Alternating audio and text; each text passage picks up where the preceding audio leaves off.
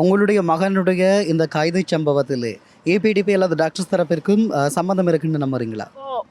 ஏபிடிபி முதல் ஆளாக இருப்பான், சம்பந்தமாக இருப்பான். ஏனெண்டா அவன் ரூமுக்கு போய் நாங்கள் கேட்டெடுத்து அவன் ஆஃபீஸில் அங்கே இருந்து பலாரி இராணுவத்தை அழைச்சங்களை விரட்டி போட்டு பார்த்து சொல்கிறோம். இப்போ காட்டுற சிக்கலன்னு சொன்னவங்கள் அவன் உதயன் கேட்டவன் டக்ளஸின் ஒரு பங்காளி ஒருத்தன் கேட்டான். அந்த புள்ளிய அம்மா காட்ட சொல்கிறான். அவருக்கு காட்டும் கொண்டு அந்த இராணுவம் வந்து கேட்டவன் 51வது பிரிகேடியர் படையணி மீசாலையில் அவன் வந்து சொன்னவன் காட்டுறது சிக்கலன்னு சொன்னவன். ஐயா என்ற புள்ளிய இராணுவம் இப்படி எல்லாம் சேர்ந்து தான் ஏதோ செய்து போட்டாங்கள்.